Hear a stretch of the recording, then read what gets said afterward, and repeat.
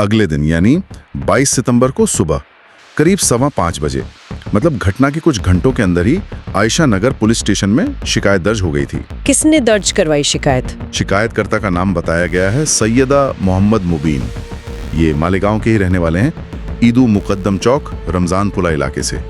उम्र करीब 40 साल बताई गई है सोर्स में। और इस हत्या के आरोप में गिरफ्तारी भी हुई है, सुना है काफी जल्दी। हाँ, गिरफ्तारी हुई है। 2 युवकों को पकड़ा गया है। कौन है ये लोग, इनकी पहचान? जी, सोर्स के मुताबिक एक का नाम है सैयद वसीम सैयद सलीम, इसको वस्या भी कहते हैं। उम्र है 21 साल। ये आयशा नगर सर्वे नंबर 45 अमीर हॉल का रहने वाला है। 21 साल। और दूसरा है रईस अहमद सईद अहमद। इसका एक और नाम सईद कालिया बताया गया है। उम्र और भी कम है, सिर्फ 19 साल। ये जाफर नगर में हबीब होटल के पास रहता है। महज 19 और 21 साल और हत्या का इल्जाम, ये तो सच में सोचने वाली बात है। अच्छा, सोर्स में हत्या की वजह के बारे में क्या लिखा है, कुछ पता चला? वजह तो सोर्स सीधे तौर पर कहता है कि ये एक साजिश थी और पुरानी रंजिश की वजह से हुई। पुरानी रंजिश, ये शब्द बहुत बार सुनने में आता है। हाँ बिल्कुल, पुरानी रंजिश के चलते ये साजिश रची गई। अब ये रंजिश किस बात की थी, ये तो शायद जांच में सामने आएगा।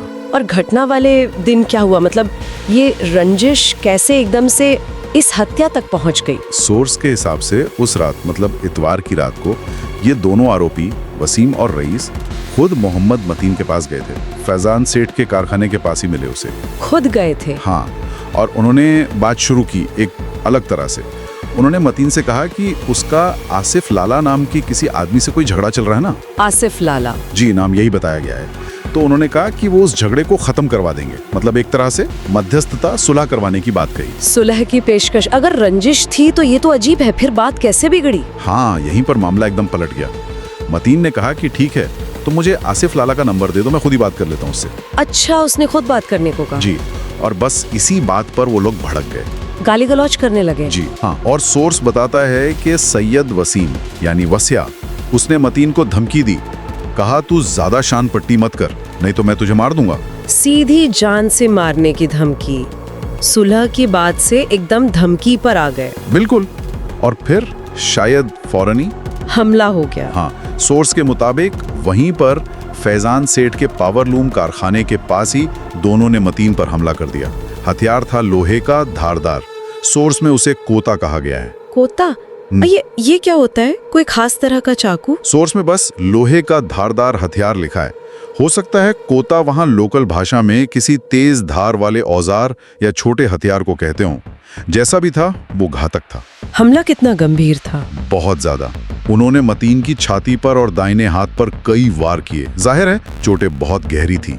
वो बुरी तरह घायल हो गया और सोर्स के शब्दों में उसका खून कर दिया, उसकी मौत हो गई। बहुत ही भयानक। फिर पुलिस ने क्या कार्रवाई की? सुबह शिकायत दर्ज हुई थी। जी, आयशा नगर पुलिस स्टेशन ने फौरन एक्शन लिया। मामला दर्ज किया गया। गुनाह रजिस्टर नंबर है 720025। कौन सी धाराएं लगाई गई?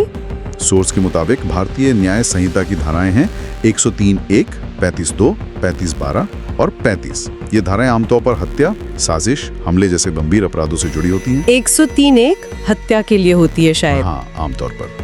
और धारा 35 कई तरह के आपराधिक इरादों और कृत्यों, जिसमें साजिश भी शामिल हो सकती है, उससे संबंधित है। बाकी तो कानूनी प्रक्रिया में और साफ होगा। जांच कौन कर रहा है, कोई नाम है? हाँ, मामला दर्ज करने वाले पुलिसकर्मी का नाम RD खेरकर बताया गया है और जो मुख्य जांच अधिकारी हैं, तपास अधिकारी, वो है police sub inspector Gautam Tayade. आपने बताया था कि गिरफ्तारियां बहुत तेजी से हुई।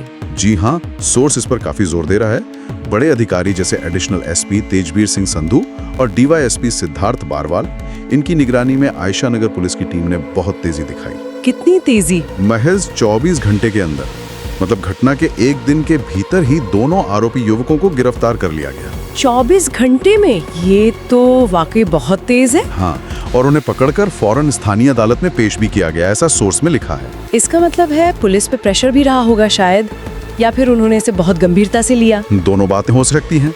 देखिए, जब ऐसी कोई हिंसक वारदात होती है तो इलाके में तनाव फैल जाता है।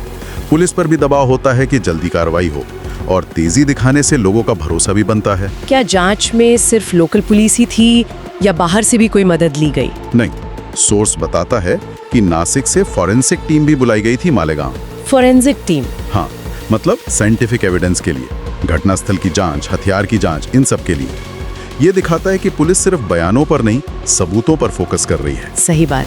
अच्छा, जाहिर है कि एक नौजवान की इस तरह हत्या, वो भी दिन दहाड़े नहीं पर सरेआम सड़क पर, इलाके पर तो असर पड़ा ही होगा। बिल्कुल। सुल्ट साफ लिखता है कि इस घटना के बाद पूरे इलाके में सनसनी फैल गई। माहौल एकदम तनाव वाला हो गया था। लोग डरे हुए भी होंगे, गुस्से में भी। तो शायद इसी तनाव की वजह से पुलिस ने इतनी तेजी दिखाई माहौल शांत करने के लिए। हाँ, ये बहुत मुमकिन है।